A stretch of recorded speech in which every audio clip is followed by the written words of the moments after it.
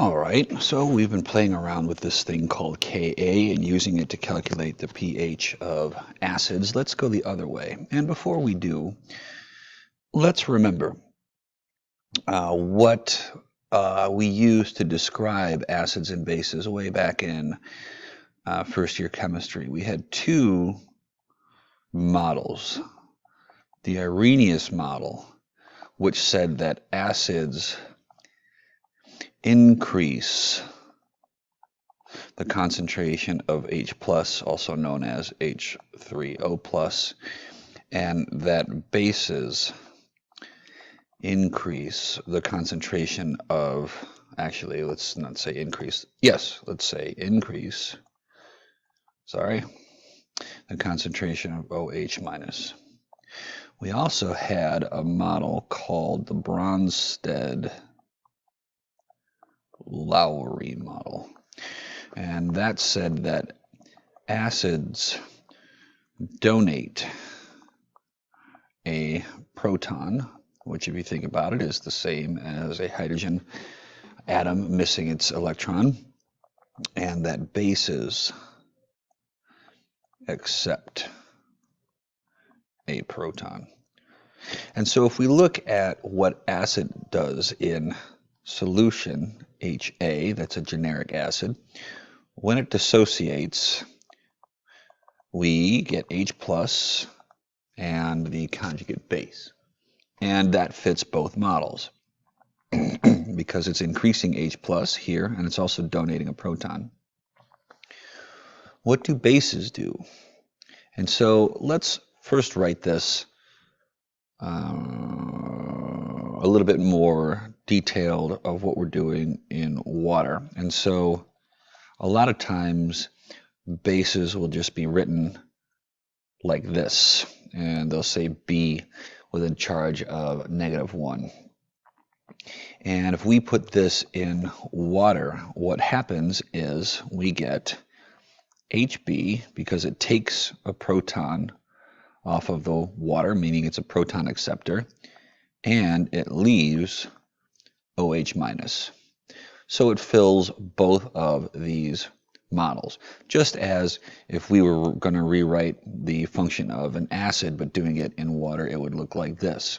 An acid reacting with water would yeet the proton off of the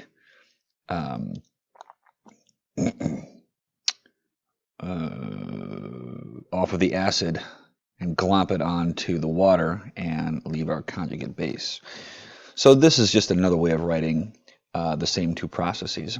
And what's interesting about bases is that they work just like acids, and they have base strength just like acids have acid strength. And so for a situation like this, and we're not going to include the water because those are liquids, right? So if we were going to write the Ka for this acid, it would be H3O+, which is synonymous with H+, and A-, which is the conjugate base over the undissociated acid. Well, bases do the same thing. They have what's called a Kb, and their products will look like this. And they even have their own Kb chart, just like acids do. And the higher the number, the stronger the base, and the more they have a tendency to pull off a proton and to create OH-. These are acids. Let me get the base version. Hang on. Let's get rid of this. Pause. There we go. That's better. And just like acids, the higher the number, the greater the strength of the base. So let's try one of these. Ammonia is a pretty good example, but I'm going to try one that's even wimpier. Let's use this guy, pyridine. And so pyridine looks like this. It's C5H5N, and we're not going to write it with the charge attached, we just assume that that's what's going on. And what happens when we put it in liquid water, and of course the products you can see right here is a conjugate acid C5H5NH+, that's the proton that we've stolen, and OH minus. And this, of course, is going to act like a base, and we can calculate the pH by finding either the pOH or solving for OH minus. H plus using OH minus and calculating the pH that way. So let's try one. Let's say that we have a sample of this stuff called pyridine that is 0.03 molar. And we want to calculate the pH. So Kb is going to look like this. C5H5NH plus and OH minus. And on the bottom, of course, is our regular base C5H5N. Now, we could write an ICE table, but this is a fairly small number because the Kb for this particular base is 1.7 times 10 to the negative 9. It's such a small number. So let's do this without the ICE table. Well, if we had the ICE table and we put our products at the top, C5H5NH plus and OH minus, and these are initial concentrations, they're both 0. And of course, C5H5N initial was 0.03 molar. We know these are going to increase by the same amount, and this is going to decrease, and so this will simply be X, and that'll be X, and this will be 0.03 molar minus X, but we're going to approximate this because the Kb is so small. Well, let's cut all this stuff out, because we know we're going to approximate a number that's that small. So if the Kb, I usually write it in lowercase, is that small, what did we say it was? 1.7 times 10 to the minus 9th. We don't even need the ICE table. 1.7 times 10 to the minus 9th, and it's equal to X, and our initial concentration, which honestly isn't going to change very much.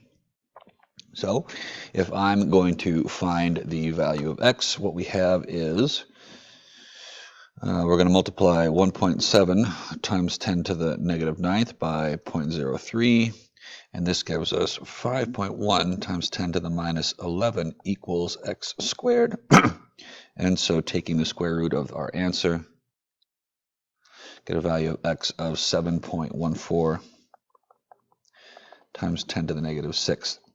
Remember that this is both the conjugate base C5H5NH plus and OH minus. And the OH minus is how we get our pH. Now we have some options. We could use Kw, which we know is 1 times 10 to the minus 14th, which is equal to H plus times OH minus, and solve for H plus by saying H plus is going to be equal to Kw, which is 1 times 10 to the minus 14th over OH minus, which we just found is 7.14 times 10 to the negative 6th. This gives us 1.4 times 10 to the negative 9th. And then we plug that into our equation. pH equals negative log of the H plus 1.4 times 10 to the negative 9th. So I'm simply going to take the negative log of this answer, and we get 8.85.